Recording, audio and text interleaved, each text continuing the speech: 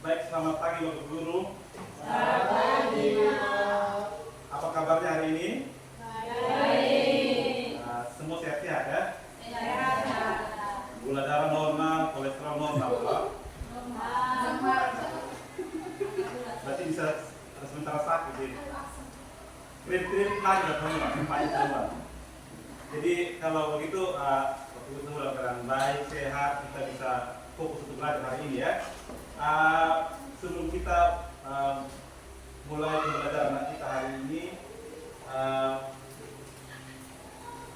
saya ingin mengecek kehadiran Bapak Ibu guru semua ya. Semua hadir ya? Berarti saya ini ibu semua lagi rajin, tidak ada malas-malas. Baik, jadi ini hari pembelajaran kita hari ini adalah pembelajaran coding dan AI. Jadi ini pembelajaran baru untuk kita ya. Jadi dan ini juga pertemuan pertama untuk kita hari ini. Materi yang akan kita pelajari pada hari ini adalah pemanfaatan KA atau kecerdasan artifisial dan tantangan penggunaan kecerdasan artifisial. Sebelum kita belajar, mungkin Bapak Ibu guru ada yang sudah tahu tentang apa itu kecerdasan artifisial? Ada yang tahu apa itu kecerdasan artifisial? Atau yang biasa dalam ini disebut AI, artificial intelligence. Ini bisa cari-cari dulu, bisa sambil cari-cari apa itu kecerdasan artifisial. Atau pernah dengar dari mana saja, dari TikTok atau dari apa? Kecerdasan buatan. Ya, Pak Agus, terima kasih dari guru Pak Agus, kecerdasan buatan. Ada lagi? Ya, jadi kalau ini hal ini hampir betul ya Pak Agus ya. Kecerdasan artifisial itu adalah kecerdasan buatan manusia yang dimasukkan ke dalam mesin atau sistem komputer agar dapat berpikir, belajar dan mengambil keputusan seperti manusia. Jadi kecerdasan artifisial itu adalah program yang dibuat oleh manusia untuk memberikan informasi agar program itu atau mesin itu bisa berpikir, bisa belajar, bisa mengambil keputusan seperti manusia untuk menyelesaikan masalah-masalah manusia. Itu tentang kecerdasan artifisial ya. Pertanyaan yang berikut, apakah waktu itu pernah ada yang pernah menggunakan AI atau kecerdasan artifisial? Pernah ya? Tidak mungkin tidak pernah, karena sekarang zaman sudah canggih, kita menggunakan HP saja itu sudah menggunakan kecerdasan artifisial. Di sini yang waktu itu pernah pakai apa kecerdasan artifisial? ChatGPT, Gemini AI itu banyak sekali ya. Itu digunakan untuk mempermudah kita mencari jawaban atau informasi ya. Seperti tadi yang pertanyaan kita juga bisa cari di Google sebenarnya juga untuk cari jawabannya. Baik, jadi ini adalah pengalaman kecerdasan artifisial. Kita akan masuk dalam pembelajaran, tapi sebelum masuk dalam pembelajaran, saya akan menyampaikan tujuan pembelajaran untuk kita hari ini. Tujuan pembelajaran kita cuma satu, yaitu peserta mampu mengidentifikasi manfaat kecerdasan artifisial dan dalam berbagai aspek kehidupan. Dan satu saja tujuan pembelajaran kita. Selanjutnya kita akan masuk dalam kegiatan inti. Bapak Ibu, saya akan berikan video pembelajaran. Ini pembelajaran nanti Bapak Ibu menyimak video pembelajaran ini, nanti setelah itu baru kita akan tanya jawab dan diskusi. Jadi pembelajaran kita ini hari ini menggunakan strategi PBL ya, PBL. Jadi nanti Bapak Ibu guru nanti setelah habis ini kita dari video terus kita buat kelompok terus diskusi dan presentasi.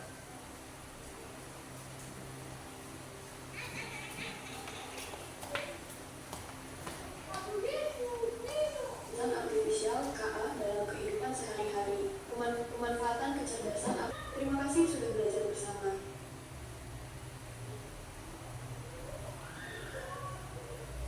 Baik, dulu itu tadi video pembelajaran tentang pemanfaatan AI. Ada yang mau bertanya tentang video ini, tentang video pembelajaran ini? Sudah jelas. Bisa pintar semua ya. Jadi itu Pak yang tanya ya.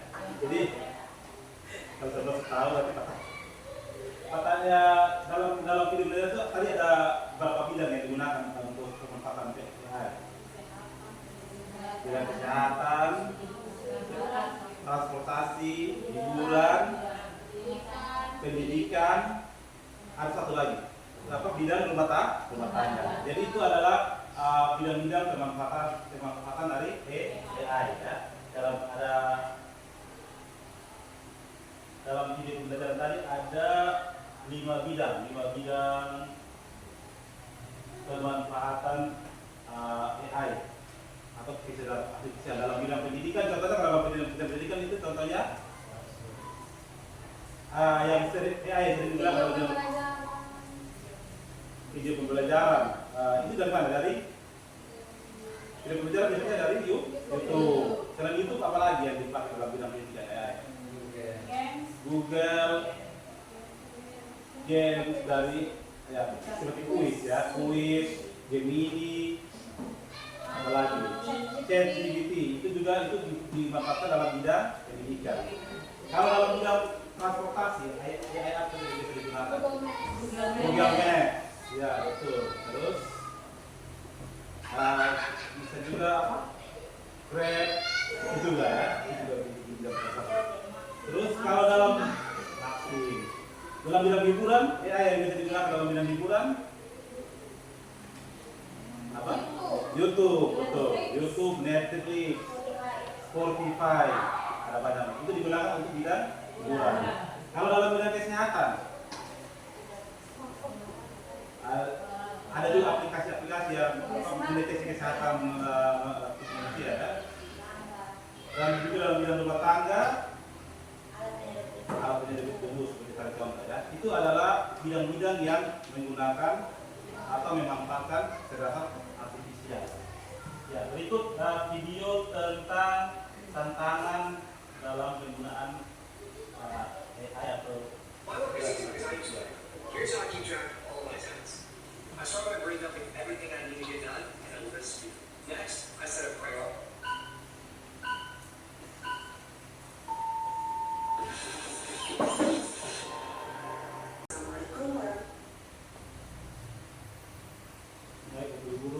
Tadi itu video tentang tantangan dalam penggunaan AI atau kecerdasan artifisial ya. Jadi tantangan yang pertama tadi adalah yang pertama itu hoax. Ya, tantangan dalam penggunaan AI itu hoax. Kadang-kadang penggunaan AI itu untuk menyebarkan berita-berita palsu ya. Yang kedua tadi apa tadi? Bias. Ya, bias. Jadi kadang-kadang informasi dalam AI itu ada yang tidak sesuai. Ya, tidak sesuai dengan informasi yang sebenarnya. Kita bisa ambil contoh, coba kalau Bapak Ibu guru di Google itu kita cari foto orang kaya. Coba kita cari foto orang kaya. Foto orang kaya. Dari Google saja. Foto orang kaya.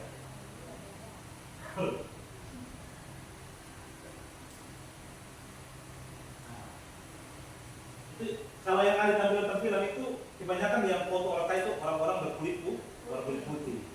Nah, ini yang disebut dengan bias karena membuat diskriminasi untuk orang lain. Coba kalau kita cari foto orang miskin. Foto orang miskin. Nah, kalau foto orang miskin itu kebanyakan orang-orang dari Asia, orang-orang dari India, orang-orang dari Arab. Itu yang kebanyakan informasikan karena memang Google atau AI juga tidak bisa disalahkan karena dia hanya memberikan informasi yang dia dapat. Jadi orang-orang manusia yang memasukkan informasi ke program terus dia mengeluarkan informasi. Jadi informasi apa yang dia dapat itu yang dia tampilkan. Jadi tidak semua informasi dari AI itu bisa kita gunakan karena bisa jadi bias. Terus yang terakhir tadi privasi untuk keamanan. Jadi kadang-kadang AI ini bisa digunakan untuk mencuri data, bisa digunakan untuk kriminal, untuk menipu orang. Nah, itu adalah tantangan-tantangan dalam penggunaan AI.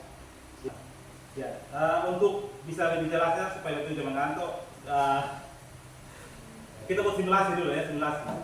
minta satu orang, Ibu Diana maju ke depan. Sentuh Ibu apa? Tadi Ibu kan menang itu. Ibu Diana ini jadi mesin AI, mesin kecerdasan. Mesin kecerdasan nanti kita kasih masuk informasi, nanti baru dia mengolah informasi tersebut. Jadi ini informasi yang dimasukkan ini ciri-ciri perempuan ya. Ciri-ciri perempuan yang pertama, perempuan itu berambut panjang. Dua informasi saja. Yang kedua, perempuan menggunakan anting-anting. Ya, jadi ini informasi yang ini contohnya mesin AI, ini informasi yang dimasukkan dua informasi ya. Ya. Ibu Dita maju. Kita informasi tadi pertama, perempuan itu berambut panjang, yang kedua menggunakan anting-anting. Ibu Dita berdiri di sini. Kalau menurut mesin informasi, kalau ini laki-laki atau perempuan? Perempuan ya, karena memakai anting. dan berambut panjang. Iya. Terus yang kedua, Pak Agus paling depan sini, Pak Agus. Pak Agus.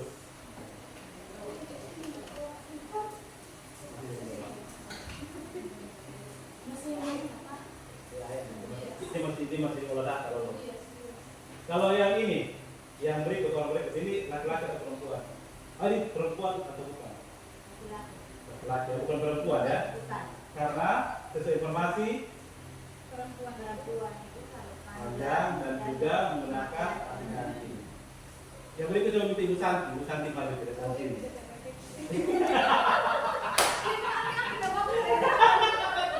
Ibu Santi balik depan.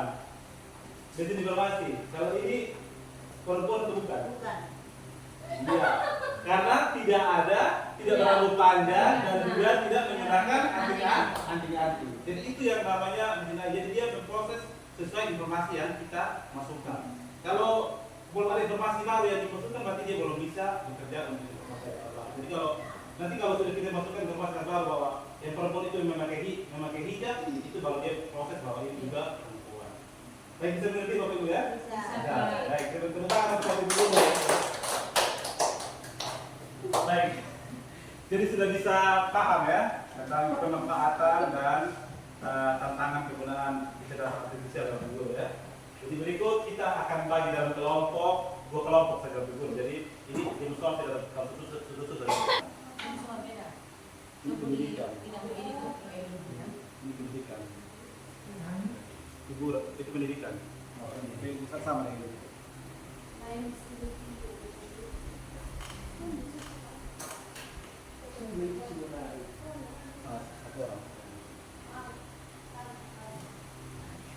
Ya, sekarang kita akan presentasi kelompok dari kelompok 1. Kelompok 1 satu orang yang pilih. Tepuk tangan untuk kelompok 1.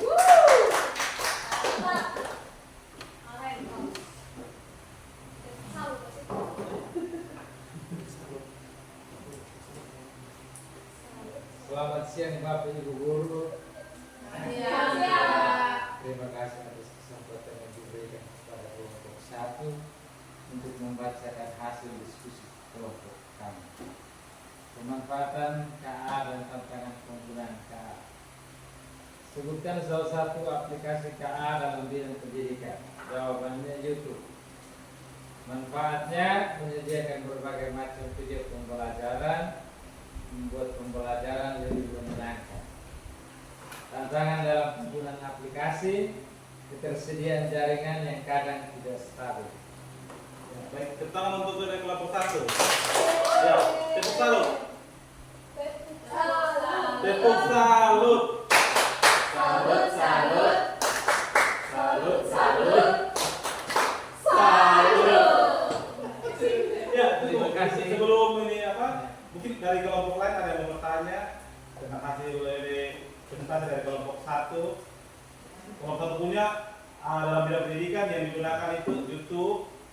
Terus manfaat yang didapat dari penggunaan aplikasi itu menyediakan berbagai macam video pembelajaran, membuat pembelajaran yang lebih menyenangkan. Terus tantangannya itu ketersediaan jaringan yang kadang tidak stabil. Jadi kadang-kadang di tempat di sekolah-sekolah di kampung-kampung mungkin tidak ada jaringan, itu tidak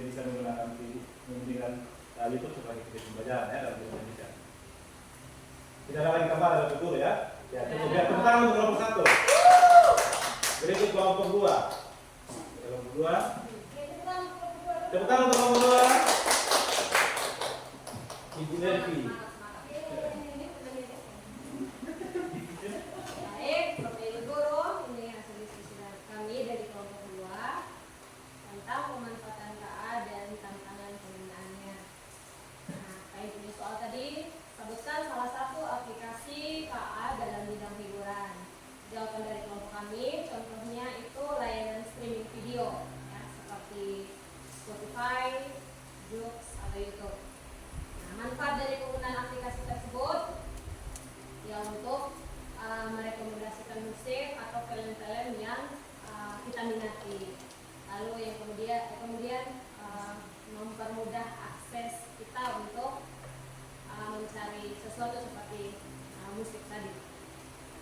Tantangan dalam penggunaan aplikasi yang pertama seperti tadi yang sudah dijelaskan dalam video pembelajaran yang sudah diberikan oleh Penaldi terkait isu privasi dan keamanan data, lalu kemudian filter bubble alias kecanduan atau distraksi. Ya, kita kalau misalnya nonton YouTube, kalau pengalaman pribadi dan pasti Bapak Ibu yang lain juga akan kecanduan. Ya, lalu kemudian yang terakhir mungkin berkaitan dengan budget, peningkatan nilai karena membiayai usaha. Sekian dari kami, minta tepuk tangan dulu. Ya, tepuk tangan. Tepuk salut. Salut, salut. Salut, salut. Salut. Ya, jadi itu tadi hasil sama dulu jawab. Ya, tadi itu presentasi dari kelompok 2. Mungkin dari kelompok 1 ada mau komentar atau mau menambahkan? Pas, ya, oke. Kita sama kelompok 2. Baik, jadi itu tadi hasil presentasi dari kelompok 1 dan kelompok 2. Bapak Ibu sudah cukup paham ya tentang pemanfaatan dan tantangan dalam penggunaan kecerdasan artifisial. Jadi kecerdasan artifisial itu digunakan dalam berbagai bidang kehidupan ya untuk menyelesaikan permasalahan-permasalahan atau kebutuhan-kebutuhan yang dibutuhkan dalam berbagai bidang pendidikan, bidang kesehatan, bidang transportasi, bidang rumah tangga, dan untuk mencari hiburan ya. Tapi kita juga harus berhati-hati dalam menggunakan AI karena bisa jadi itu bisa digunakan untuk menyebarkan berita palsu atau bisa juga orang berbuat kriminal melalui AI. Baik, jadi itu kesimpulan untuk pembelajaran kita hari ini. Kita akan masuk dalam penutupan. Kita akan masuk dalam refleksi. Mungkin ada ingin bisa disampaikan. Apakah Bapak Ibu sudah memahami materi pembelajaran kita hari ini? Sudah ya. Bagaimana perasaan Bapak Ibu dalam pembelajaran hari ini? Menyenangkan ya. Ya.